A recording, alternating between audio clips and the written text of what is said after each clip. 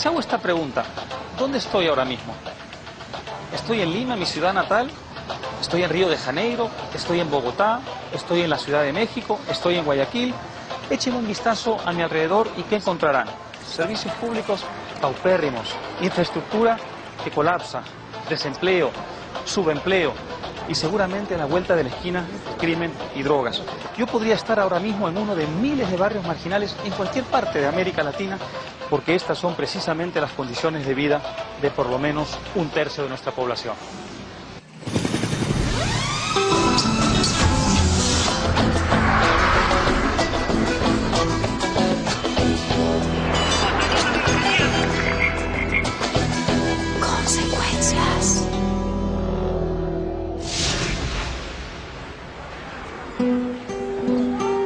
Estoy en el este de Caracas, en una zona popular y pobre conocida como Petare. Aquí, como en otras partes, el presidente Hugo Chávez ha desarrollado una serie de programas de asistencia social conocidos como misiones que en teoría benefician a la población con la distribución de alimentos y los servicios de educación y de salud. Estos programas, por supuesto, le han traído mucha popularidad a Hugo Chávez, que es parte de una corriente de líderes latinoamericanos conocidos como populistas. Sin embargo, como veremos, el populismo ni es una novedad en nuestras tierras, ni a mediano plazo una solución a nuestros males.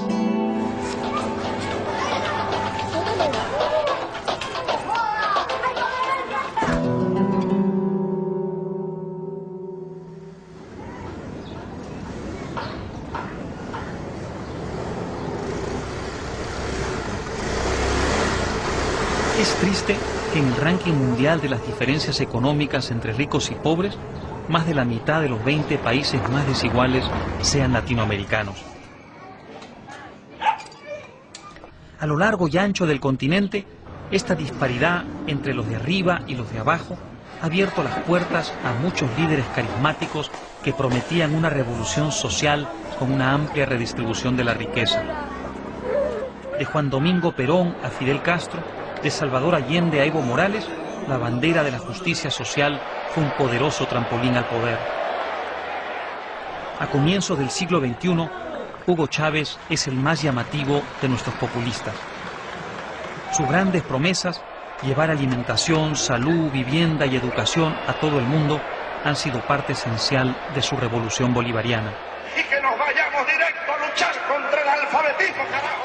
Y sus programas sociales, llamados misiones, han llamado la atención de los medios alrededor del mundo. Otra vez, el sueño populista de la izquierda revolucionaria pareció al alcance de la mano. La mayoría de la gente piensa que los populistas son políticos de izquierda con otro nombre, pero como veremos, no siempre es así. Lo que pasa es que uno tiende a asociar ambas cosas ahora que la izquierda está de vuelta en el poder.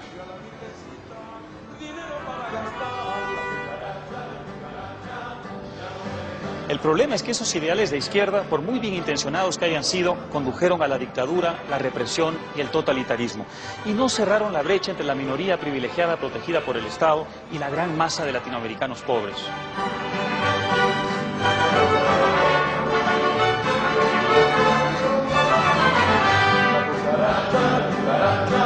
Ya no puede caminar, porque no tiene, porque le falta dos patitas para andar. Todos los latinoamericanos conocemos esta canción de memoria, pero no todos saben que esta es la canción que cantaban las tropas de Pancho Villa en plena Revolución Mexicana. Una revolución, dicho sea de paso, que inauguró una larga tradición populista en América Latina.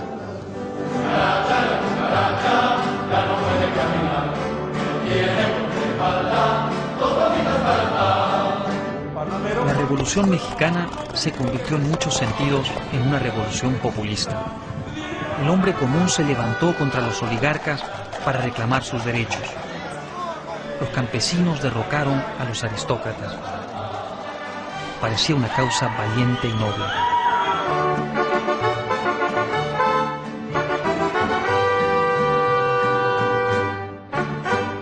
¡Bravo! Gracias. Felicitaciones, Jaime, muchas gracias. Qué bonito, bravo muchachos, felicitaciones. Me han devuelto a mi infancia, a mi chiquititud. Un sombrero imaginario para ustedes. Muchas gracias. Muy bonito. Gracias. Suerte. Suerte ustedes. Vámonos.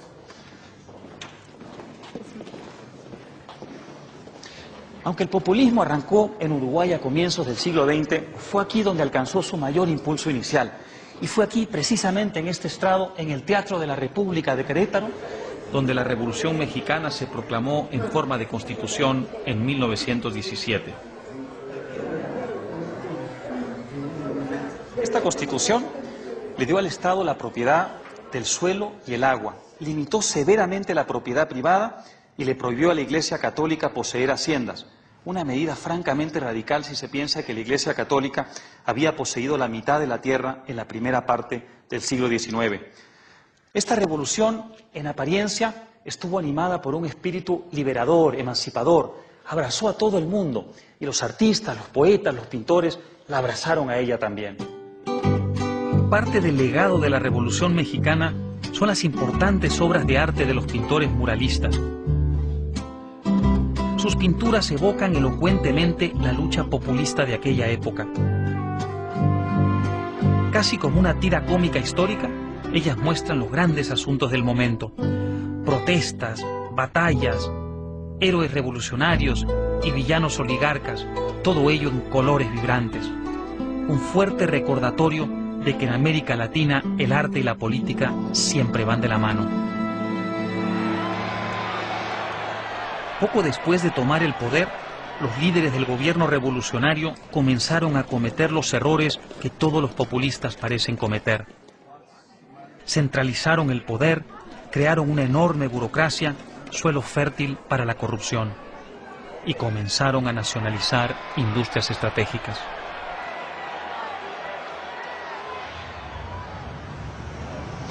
En la década de 1930, Lázaro Cárdenas anunció la nacionalización del petróleo desde el Palacio Nacional de México, que tengo a mis espaldas, para recuperar, según él, la riqueza nacional de manos extranjeras. ¿Les suena familiar? Pues debería, porque una larga lista de nacionalizaciones recorre la historia populista de América Latina, desde la Revolución Mexicana hasta nuestros días. Nacionalizar industrias estratégicas es una de las formas en que los líderes populistas parecen devolverle poder político al pueblo. Recuperar importantes activos nacionales como el petróleo, el carbón y otros recursos naturales, producción de acero, generación de electricidad, telecomunicaciones, todo eso volverá, para utilizar la frase populista, a sus dueños legítimos. No suena nada mal, pero desafortunadamente esa no es la manera en que las cosas funcionan a largo plazo.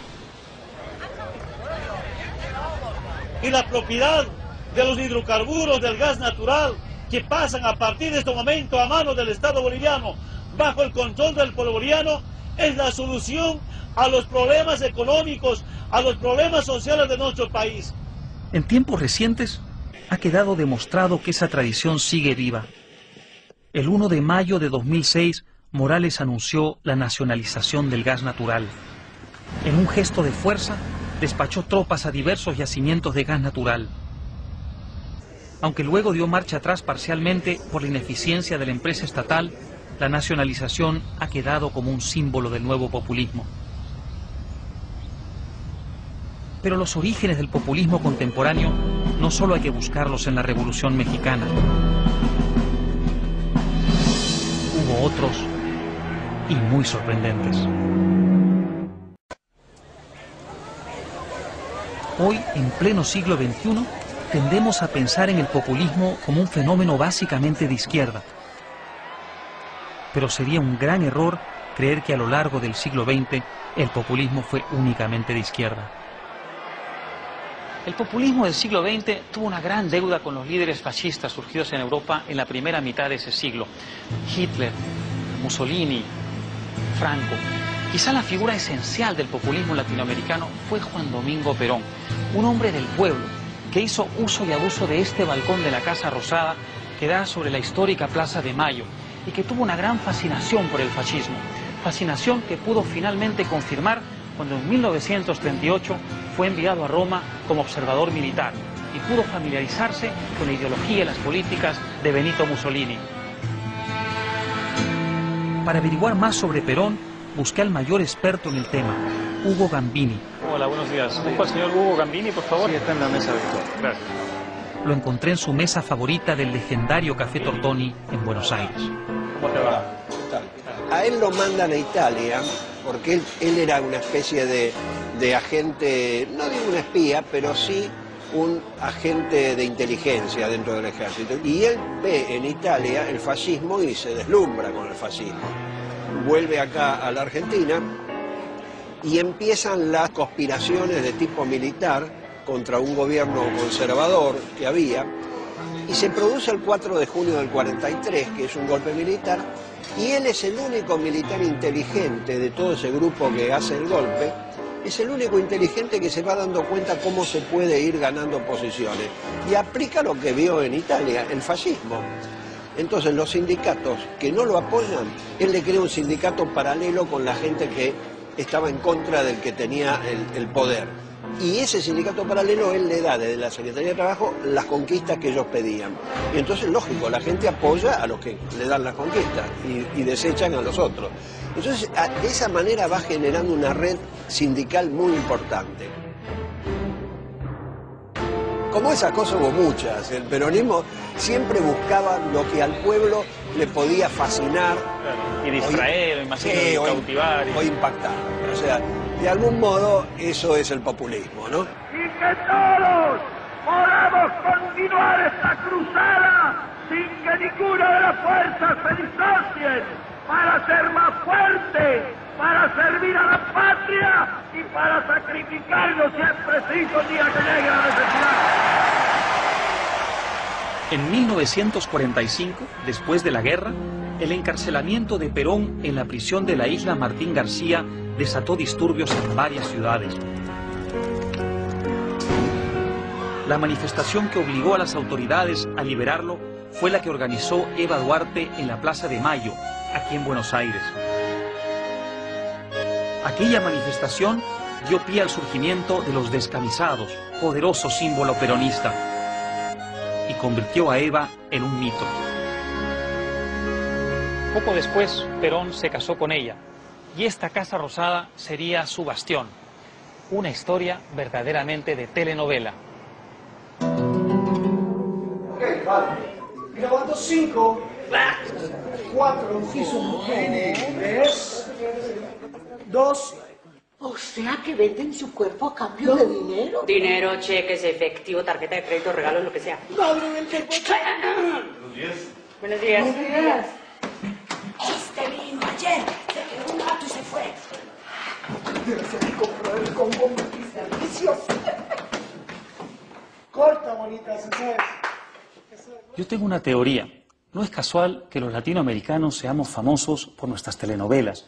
De hecho, son casi nuestro principal producto de exportación. Recuerdo haber visto hace algunos años a todo un salón en el aeropuerto principal de Pekín en estado poco menos que de trance por Los ricos también lloran, la famosa telenovela que en ese momento se pasaba en la televisión china. ¿Por qué tienen tanto éxito? Quizá una razón se deba a nuestro temperamento. Ese temperamento truculento, melodramático, algo sensiblero y desde luego muy apasionado, que reflejan tan bien esas historias y que llama tanto la atención. Polémica, 5, 4, 3, 2. A ver, estimada, a partir de este momento debemos actuar con un solo cuerpo. Corta. Él sale más afanado. Janet se tiene que meter más. Hay preguntas que hacemos. Es decir, Janet hace. ¡Ay! Ustedes se preguntarán qué diablos tiene que ver la telenovela con el populismo. Más de lo que parece. Las historias que nos cuentan nuestras telenovelas tienen elementos populistas que reflejan nuestra cultura. Reclamos y reivindicaciones sociales de la vida real. Asuntos cotidianos que muchos políticos tienen en mente cuando se ofrecen a las masas de lectores. Aunque a menudo se la desprecia por ser poco importante y no tener consecuencias, sería un error desestimar el poder político de la telenovela. La fuerza de la telenovela es tal que muchos creen todavía en Venezuela que la telenovela por estas calles transmitida a comienzos de los años 90 facilitó la aparición del fenómeno Hugo Chávez.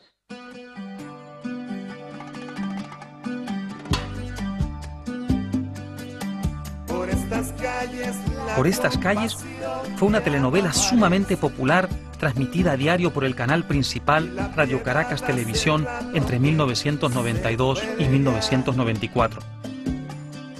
Como todas las telenovelas, tenía héroes y villanos, pero la novedad estuvo en el hecho de que también abordó controvertidos asuntos políticos.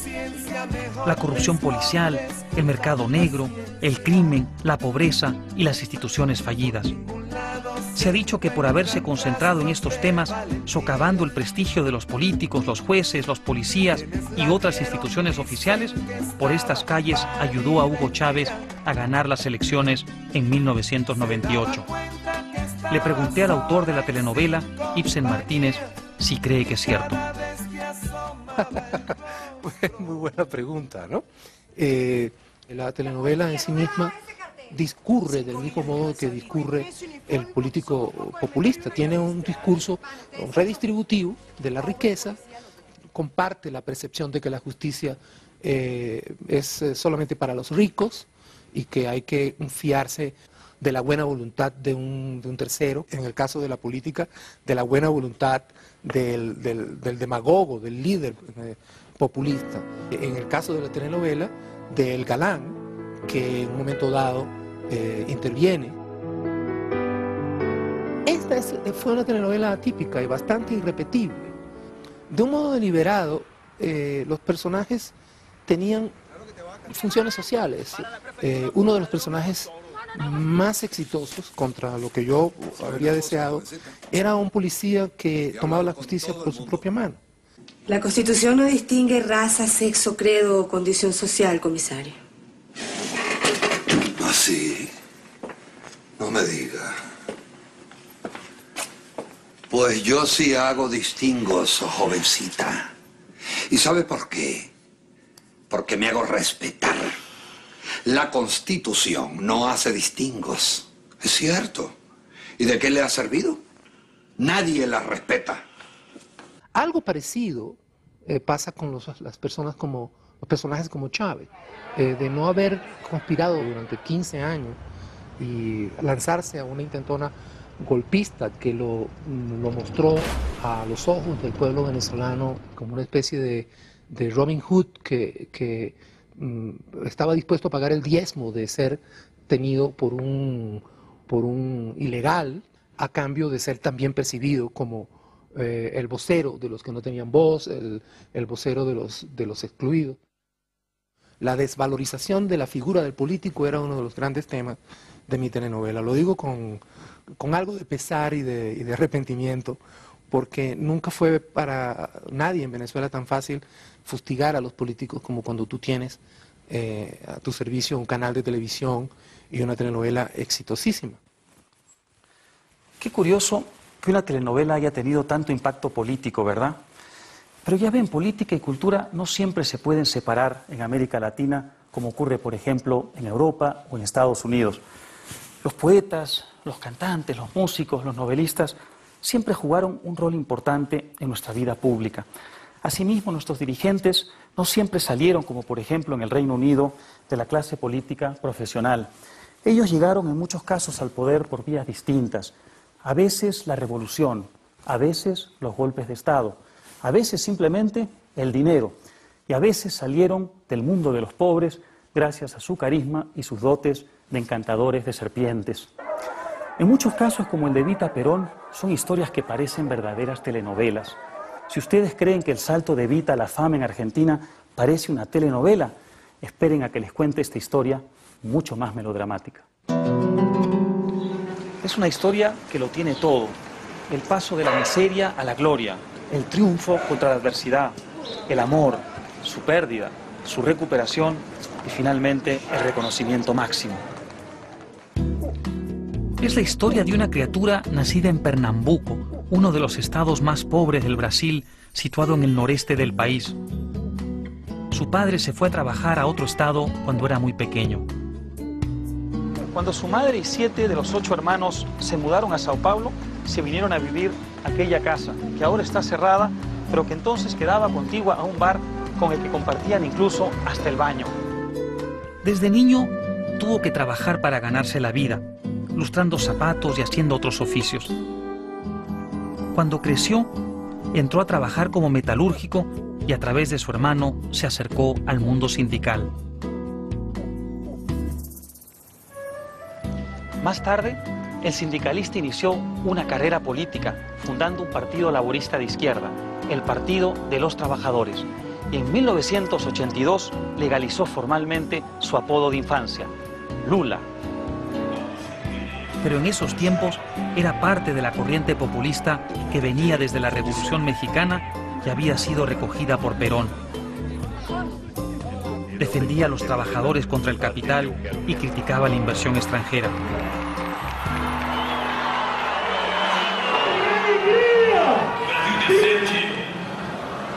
Que nós queremos construir terá uma economia não subordinada aos interesses dos agiotas internacionais, mas aos interesses da produção, da agricultura e da indústria do nosso país.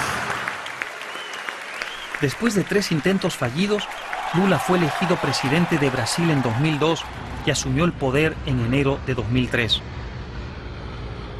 De inmediato se convirtió en una figura de alcance internacional. Su tránsito de la miseria a la gloria sedujo a medio mundo.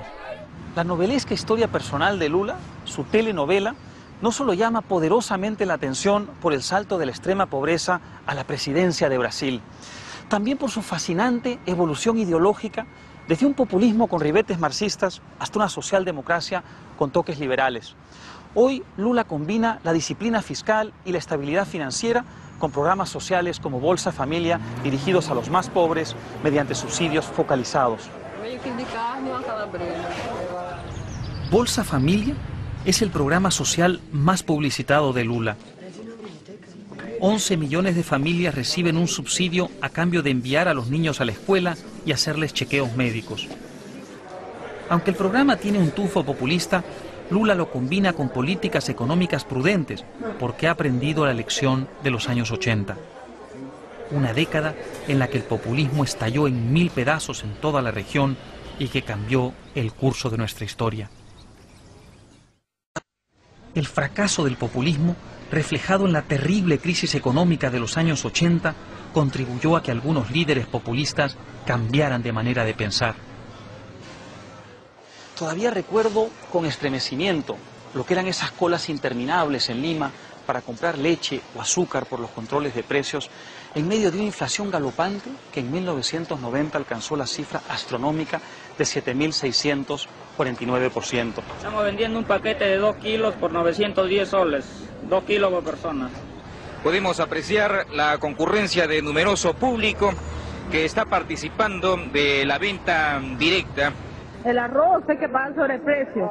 Son unos abusivos, son. ¿Ah? No le venden, le tiran la plata, le dicen, si quiere lleve, si no, no, dicen todavía. Si en 1985 usted tenía 100 intis en el banco, la moneda peruana de entonces, en 1990 solo le quedaban 2. La inflación había arrasado con todo lo demás. La situación no era mucho mejor en Brasil, Argentina, Nicaragua, Bolivia. Recuerdo haber visto en un viaje a La Paz, Bolivia, a muchos bolivianos cargando su dinero en sacos de papas para comprar cualquier cosa. Después estalló la crisis de la deuda, cuando varios gobiernos latinoamericanos se declararon en suspensión de pagos, remeciendo con ello el sistema financiero internacional. Para muchos, todo eso significó el colapso del modelo populista. Pero aún si colapsó, sus consecuencias siguen haciéndose notar. Así lo piensa el expresidente Fernando Henrique Cardoso, que en los años 70 fue uno de los gurús de la izquierda intelectual y ahora cree que el estatismo trajo graves consecuencias. ¿Por qué? Por la formación de grandes conglomerados en manos del Estado y la formación de capas burocráticas poderosas que acumulan muchas rentas por intermedio del Estado, que sean en segmentos de la clase de funcionarios, los más altos, pero más directamente las empresas públicas. Eso creó un capitalismo muy poco competitivo, un capitalismo muy poco capaz de abrir más espacios para otras personas, otros grupos.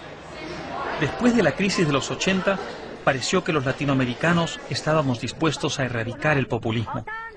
Por eso hubo reformas de libre mercado en los años 90 que estrangularon la inflación, privatizaron empresas, atrajeron capitales extranjeros y abrieron un poco el comercio.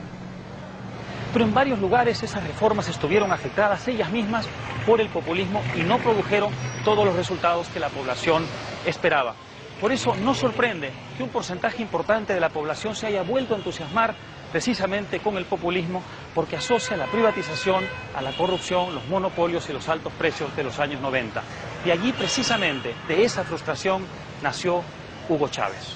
¡Un abrazo bolivariano, sanmartiniano, peronista, guevarista, bolivariano y revolucionario para todos y para todas! Aquí también les vamos a contar una historia de telenovela.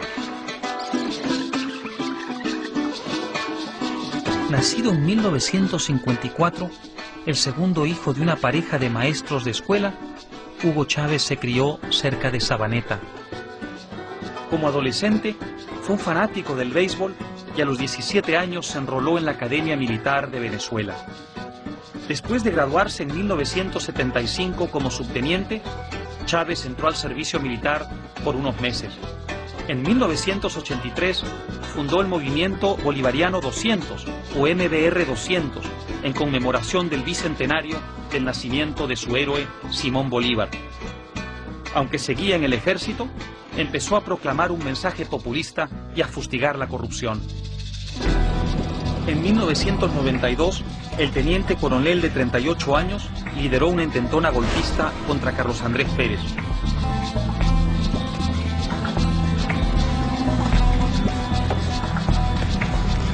Fracasó la intentona y luego de su captura, las autoridades le pidieron que salga por televisión a pedir a su gente que se rindiera.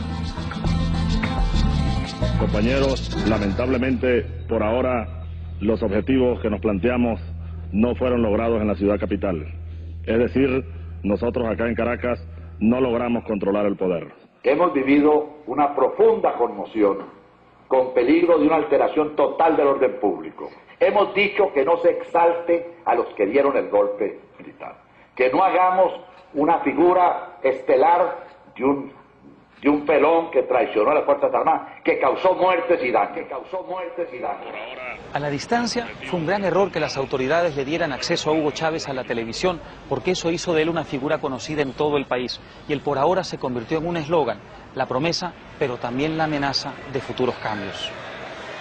Yo pido que le demos una plegaria a Dios para que le demos las gracias por esta victoria limpia, transparente y contundente del pueblo venezolano. Casi 7 años después, el por ahora se volvió una realidad y Hugo Chávez, tras ganar las elecciones de 1998, llegó al poder. Yo agradezco al pueblo venezolano y ahora que voy a seguir el mando de la República, me prohíbo fallar. En 1999 empezó la era Chávez, mediante una serie de referéndums que ganó con facilidad en un país decidido a romper con los peores excesos de la clase dirigente del pasado. Los seguidores y partidarios de Hugo Chávez tomaron el control de la Asamblea Nacional, donde ahora me encuentro, de la Judicatura y de todas las otras instituciones del país. Hoy en tierra con el pueblo de Venezuela y con la revolución venezolana. Sin embargo, varios canales de televisión privados, incluyendo RCTV, no se plegaron al gobierno. Unos optaron más tarde por bajar el tono y otros fueron cerrados. A raíz de ello, se empezó a hablar de una segunda Cuba.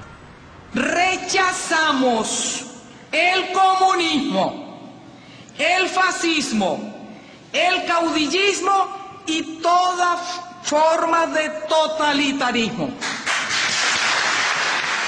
Hacia 2002, la economía prácticamente se paralizó tras la decisión de Chávez de echar a casi toda la plana gerencial de PDVSA, la empresa estatal de petróleo. Una huelga general había provocado enfrentamientos en las calles. Las protestas contra Chávez cobraban cada vez más fuerza. En abril de ese año, Chávez invocó el Plan Ávila, que implicaba el uso del ejército para reprimir las manifestaciones. El baño de sangre parecía inevitable. Él llamó a los militares a través de sus comandantes más inmediatos y les ordenó preparar el Plan Ávila. Eso fue el 8 de abril. En esa reunión, los militares activos, comandantes de la unidad militar, le dijeron a los 3 generales que hablaron con ellos que ellos no iban a salir a reprimir. Se vuelve a reunir los generales del Ministerio de la Defensa, el comandante del Ejército y 2 generales más, el día 9, con los comandantes de unidades subalternas aquí en Caracas. Y los oficiales le vuelven a decir que no van a salir. Entonces, cuando el presidente manda a salir las tropas, el 11, los militares ya habían dicho que no iban a salir. Entonces, el poder de sustentación que tenía en ese entonces el presidente, apoyado en los militares, se le cae.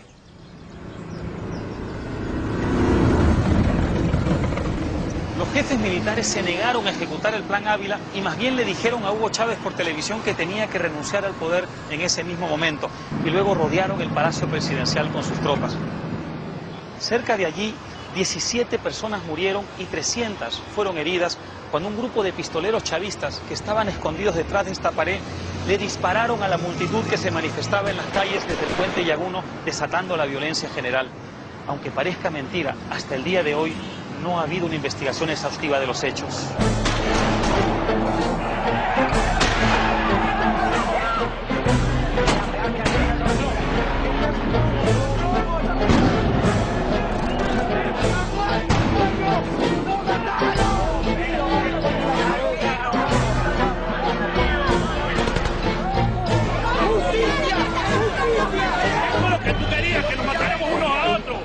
Chávez, por favor de Dios, déjanos de espera. El gobierno le ha echado un plomo al pueblo. El pueblo pacíficamente ha salido a protestar.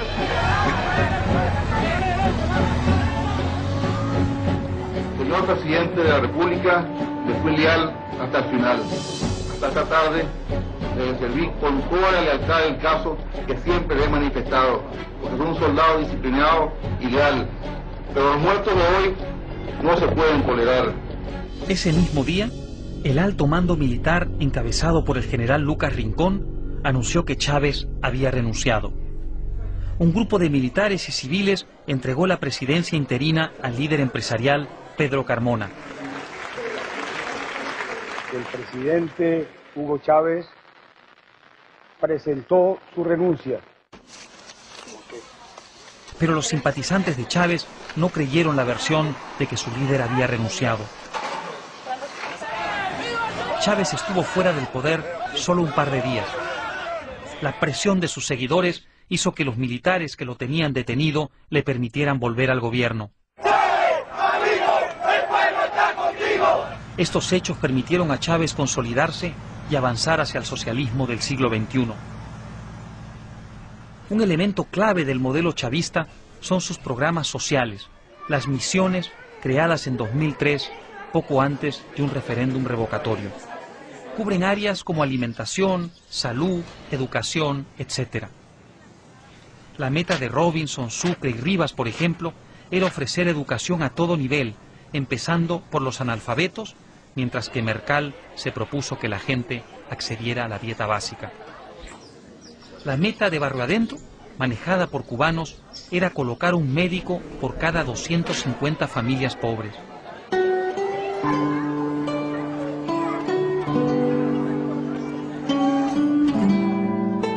Vamos a repasar las vocales. ¿Cuáles son? Ok, una palabra con A.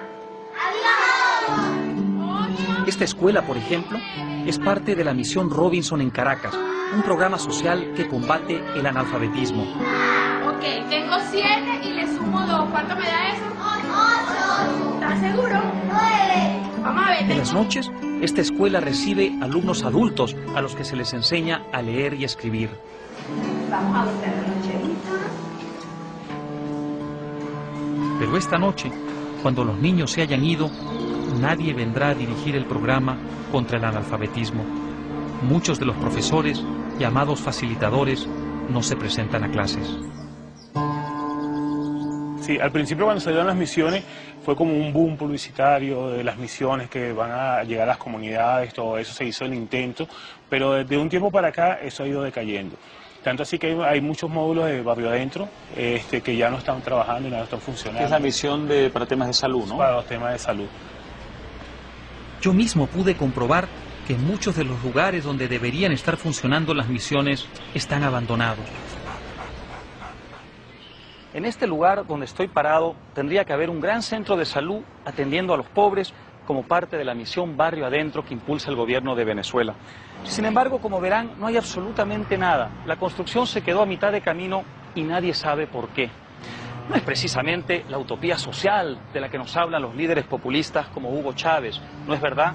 El gobierno se olvida completamente de sus propios hermanos, el gobierno se olvida primero que el venezolano está primero, que el venezolano tiene que mejorar su calidad de vida, que el venezolano tiene que tener un primer empleo, que tiene que tener primero una seguridad. De eso se olvida completamente este gobierno.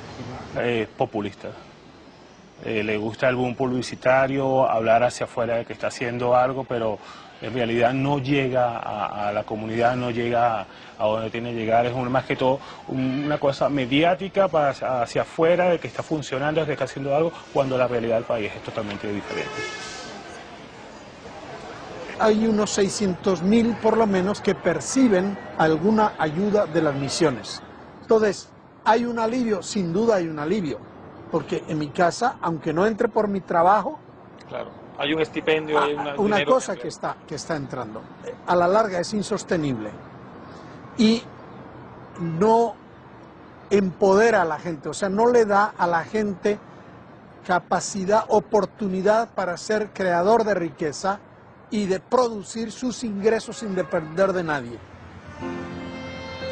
Esto no es algo nuevo en América Latina. El populismo siempre empieza levantando grandes expectativas y provocando grandes frustraciones entre los pobres. Ocurrió en países como México, Argentina, Perú, Bolivia y muchos otros. La ironía del caso venezolano es que mientras los ingresos del petróleo siguen aumentando astronómicamente y un pequeño sector del país vive en la opulencia, hay todavía muchísimos venezolanos atrapados en la trampa de la pobreza, obligados a cambiar votos por subsidios. Aquí Hugo Chávez sigue anunciando la estatización de sectores que juzga estratégicos. Como saben, el petróleo ya está en manos del Estado, pero en el 2007 el mandatario venezolano anunció también la estatización de la electricidad y los teléfonos. Y el caudillo que acumula poder político también acumula poder económico y eventualmente termina callando a las voces disidentes. Se acaba la concesión. No habrá nueva concesión para ese canal golpista de televisión que se llamó Radio Caracas Televisión.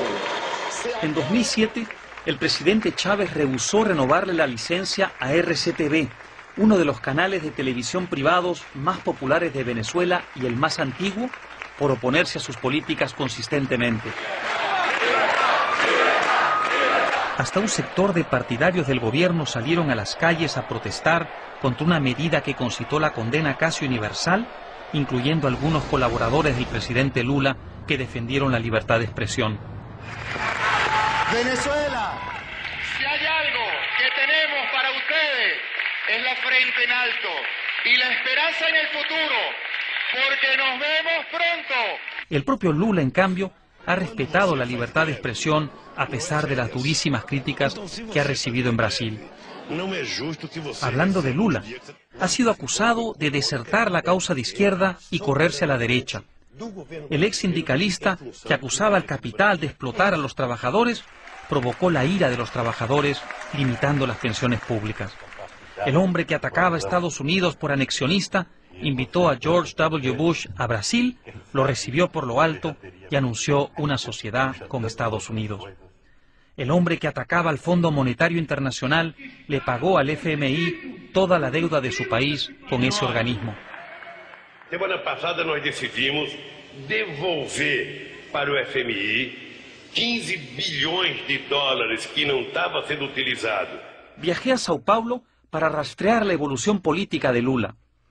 Adriano Diogo es un cercano amigo y colaborador del mandatario. Se conocieron cuando Lula ingresó al sindicato metalúrgico en los años 70. Encontré a Adriano en el Congreso de Sao Paulo, donde es senador, y le pregunté por qué Lula cambió después de las elecciones que lo hicieron presidente en 2002. Não foi depois das eleições que ele deu sinais.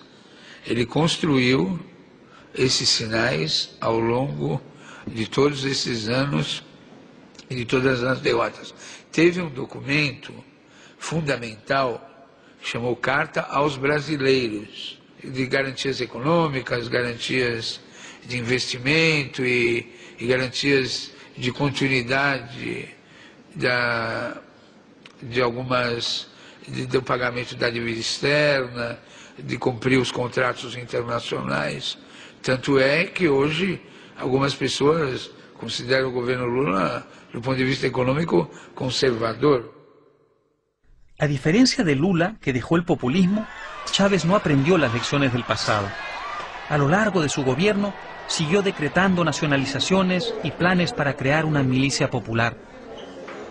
En enero de 2007, Chávez juró el mando por tercera vez consecutiva y anunció un partido socialista para unificar a todas las fuerzas chavistas. También pidió un cambio constitucional que permitiera su reelección indefinida. Esto no debe sorprender a nadie. El populismo suele erosionar y hasta derribar a las instituciones democráticas. El hombre fuerte reemplaza la ley. El presidente o presidenta de la República puede ser reelegido o reelegida de inmediato para un nuevo periodo. Así de sencillo. En este caso, sin embargo, los planes de Chávez se han complicado porque el 2 de diciembre de 2007 los venezolanos rechazaron en un referéndum el cambio constitucional que pedía el presidente.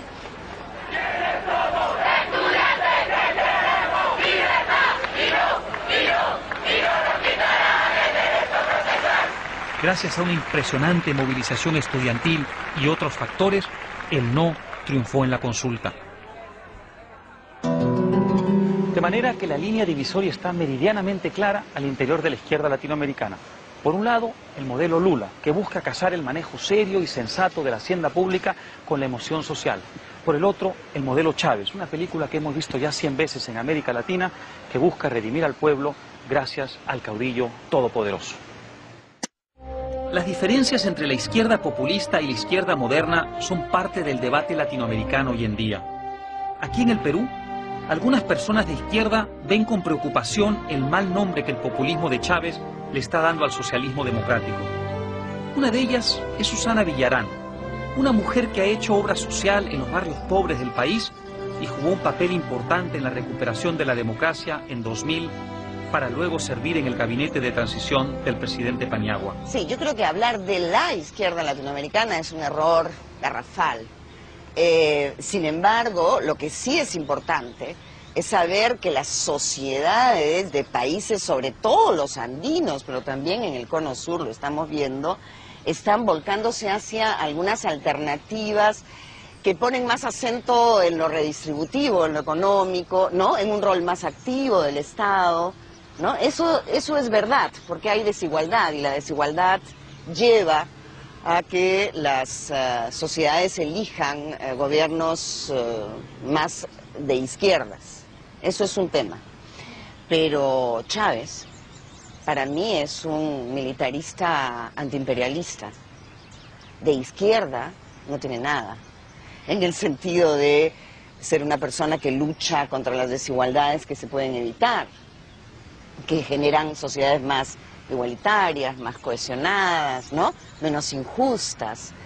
Hay una izquierda moderna, es una izquierda que combina el mercado con un rol activo del Estado, hay una izquierda que valora enormemente la democracia, ¿no? Hasta los populistas arquetípicos han abandonado total o parcialmente esas viejas prácticas. Aquí en el Perú, entre 1985 y 1990, Alan García fue un presidente típicamente populista, pero hoy, en su segundo paso por el poder, defiende abiertamente el libre comercio y las buenas relaciones con el primer mundo. Pensar que en 1987 Alan García provocó un cataclismo en el Perú cuando ordenó la nacionalización de todo el sistema financiero. Ahora, 2 décadas después, no solo alaba a la empresa privada, sino que propone privatizar la explotación de los recursos en la selva peruana. El Tratado de Libre Comercio que hoy día suscribimos nos va a permitir entrar sin obstáculos a ese enorme mercado. Una persona tiene que adaptarse. El mundo es más que una persona. Si alguien nace y desde el primer grito dice, pues vengo a cambiar el mundo, o se cree Cristo o está loco. Nosotros lo que debemos es aprovechar lo mejor del mundo y evitar que el mundo, con las cosas malas que tiene, dañe a los más humildes. A eso le llamo ser de izquierda democrática. Por eso todavía reivindico el concepto de izquierda, es decir, creo que es eso, pensar por la mayoría. Pero por la mayoría se piensa con la inversión. Cuando levanto la bandera de la inversión, no es porque yo tengo una empresa, es porque creo que esos son los caballos que jalan las sociedades. Y sería bien tonto de poner la carreta delante de los caballos como lo hacen algunos, ¿ah? El salvaje que vive dentro de una caverna y dice, yo voy a inventar todo un sistema tecnológico y político para mí. ¿Y sabe a dónde nos ha llevado eso siempre? A las hambrunas, a las mortandades del estalinismo, del maoísmo, del hitlerismo inclusive. Oiga, dejémonos ya de esas barbaridades, ¿no? El mundo es uno, la tecnología es una, el comercio es uno. El problema es ser inteligente y saber ponerse en el lugar adecuado. Y eso es lo que estoy buscando para el Perú.